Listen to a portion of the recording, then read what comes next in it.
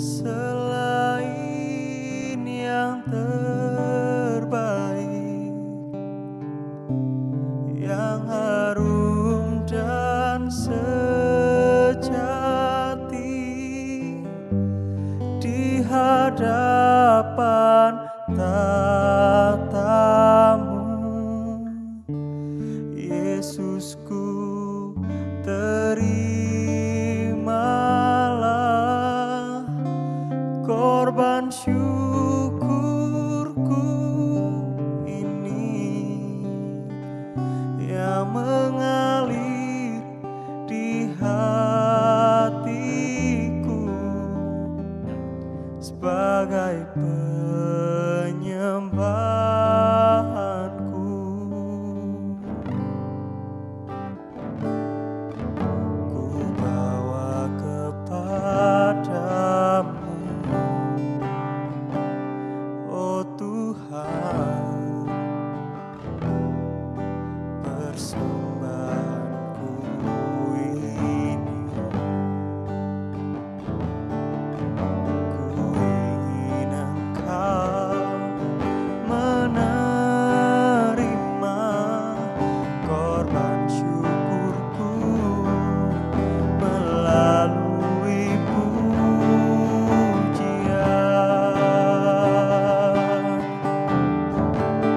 Takkan pernah ku bawa selain yang terbaik, yang harum dan sejati di hadapan tatamu. Yesusku, terimalah korban syukurku ini yang mengalir di hatiku sebagai penyembahanku. Yesus Tuhan, ku bawa seluruh hidupku Tuhan sebagai persembahan, sebagai persembahan hanya bagimu Tuhan. Ini hidup kami, ini hati kami, kami berikan hanya kepadamu. Kami mau beri yang terbaik dengan segala yang kami miliki, hanya untuk menyembahmu Tuhan, meninggikanmu, memuliakanmu. Yesus Tuhan, hanya Engkau yang layak disembah, layak dimuliakan. Yesus Tuhan, haleluya,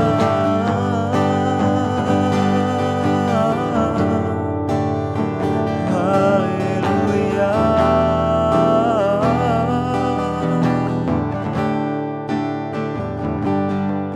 Yesus Tuhan, Yesus Tuhan.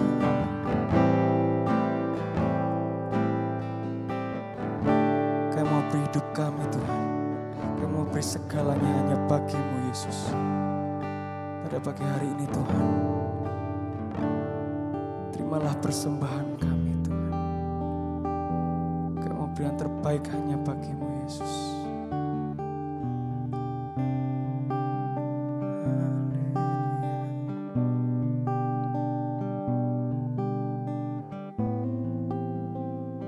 Kau mau katakan Tuhan, takkan pernah ku bawa selain yang terbaik, yang harum dan sejati di hadapan tatamu. Yesusku, terimalah korban syukurku ini yang mengalir di hatiku sebagai penyembahanku. Takkan pernah ku bawa selain yang terbaik, yang harum dan sejati di hadapan tatamu. Yesusku, terimalah korban syukurku ini yang mengalir di hatiku sebagai penyembahanku, yang mengalir di hatiku sebagai penyembahanku, yang mengalir di hatiku sebagai penyembahanku.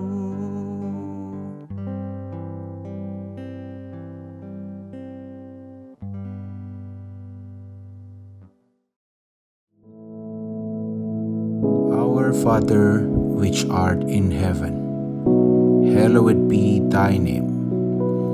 Thy kingdom come, thy will be done in earth as it is in heaven. Give us this day our daily bread, and forgive us our debts, as we forgive our debtors.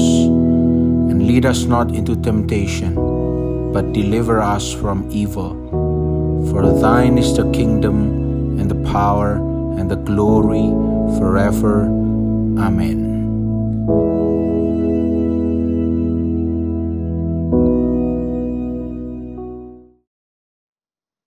Shalom Bapak Ibu, saudara-saudara yang kekasih. Pagi hari ini saya berbicara tentang makna dan tujuan hidup orang percaya. Berbicara tentang kehidupan, hari ini kalau kita bisa ada sebagaimana kita ada, itu adalah sebuah anugerah yang luar biasa. Kenapa saya katakan anugerah yang luar biasa? Karena sementara kita ini sehat walafiat, seger buger, bisa menikmati semua yang Tuhan berikan, orang lain ada di rumah sakit. Sementara mereka juga dalam situasi dan keadaan yang sulit. Tapi bersyukur kepada Tuhan kalau hari ini kita bisa menikmati hidup dengan tubuh yang sehat. Sebab itu saya akan berbicara tentang makna dan tujuan hidup orang percaya. Apakah makna hidup kita? Ada beberapa orang yang bertanya, untuk apa saya dilahirkan di dunia ini? Beberapa pemuda dia mengatakan, bersenang-senanglah selama kamu masih hidup.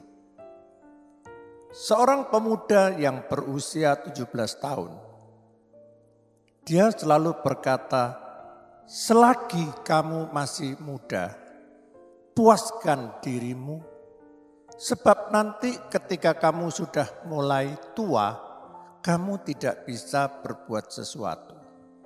Selagi kamu hidup, puaskanlah hidupmu ini sepuas-puasnya.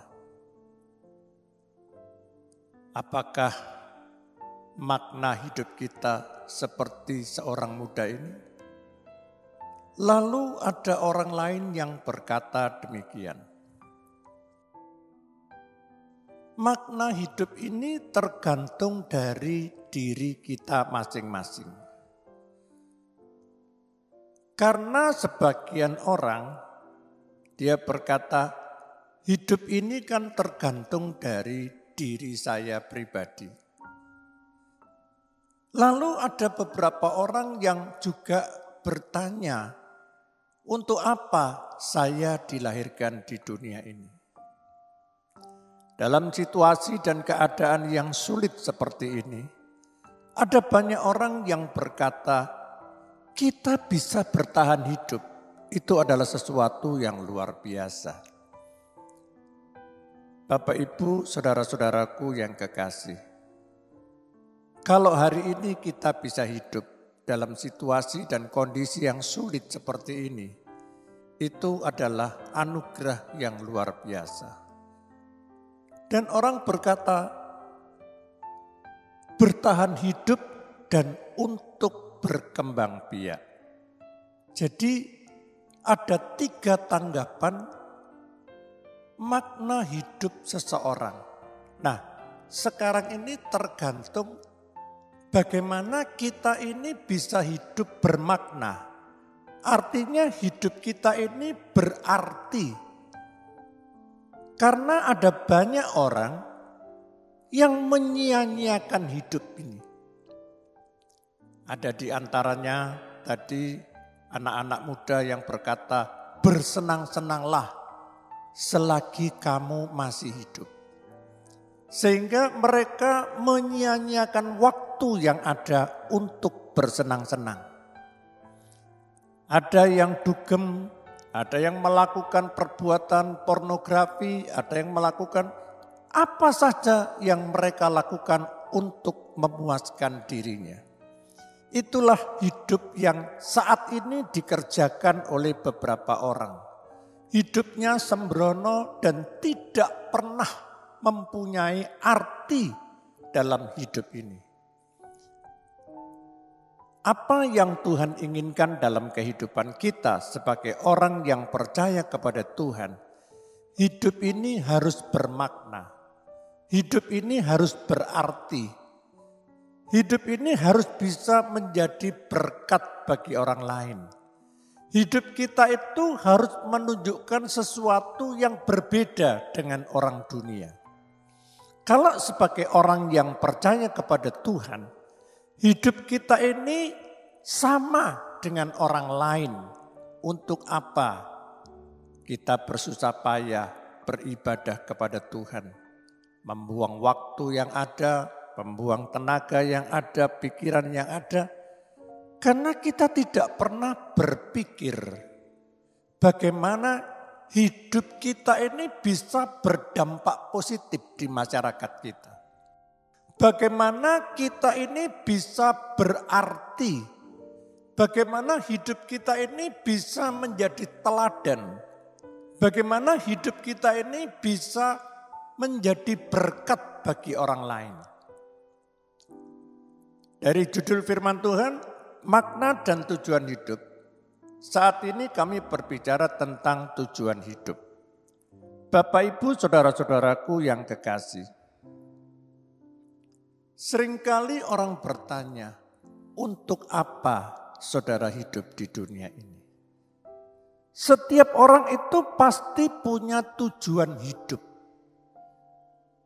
Bapak, Ibu, saudara-saudaraku yang kekasih. Orang yang tidak punya tujuan hidup bagaikan kapal di tengah lautan yang diombang-ambingkan dengan angin sakal. Kapal itu tidak terarah kemana tujuannya. Itulah keadaan seseorang yang tidak punya tujuan hidup yang jelas. Sebagai orang yang percaya kepada Tuhan, kita itu harus punya tujuan hidup yang jelas. Ada banyak orang berkata, tujuan hidup saya untuk mencari uang sebanyak-banyaknya. Tujuan hidup saya untuk mencari kedudukan, untuk mencari kekuasaan, untuk mencari kedamaian, kebahagiaan dalam keluarga dan rumah tangga. Apakah itu salah? Kita tidak pernah salah dengan tujuan itu. Bapak, Ibu, saudara-saudaraku yang kekasih. Sebagai orang yang percaya kepada Tuhan, kita itu harus mempunyai tujuan hidup yang jelas. Kalau orang berbicara, saya dilahirkan di dunia ini kebetulan saja. Saya dilahirkan di dunia ini, saya nggak tahu juga kenapa saya harus hidup di kota metropolitan Mojokerto. Kalau Bapak Ibu mengerti bahwa Tuhan menciptakan manusia di dunia itu punya tujuan yang jelas. Sedangkan kita sebagai manusia, kita juga harus punya tujuan hidup yang jelas.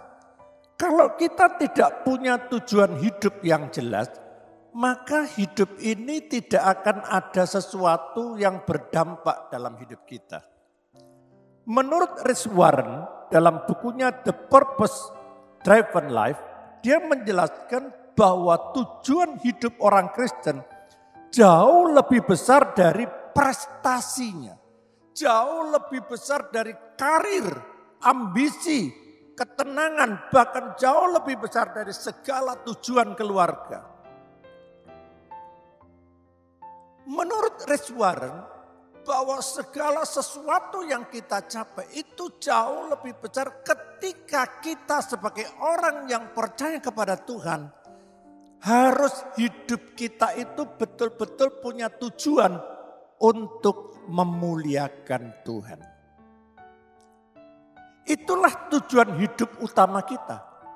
Kalau kita ini punya tujuan yang jelas, yaitu memuliakan nama Tuhan, saya percaya hidup kita akan lebih berarti ketika kita punya tujuan hidup untuk memuliakan Tuhan. Orang yang memuliakan Tuhan itu mempunyai ciri-ciri tertentu. Orang yang mempermuliakan Tuhan, hidupnya selalu mengutamakan Tuhan di atas segala-galanya.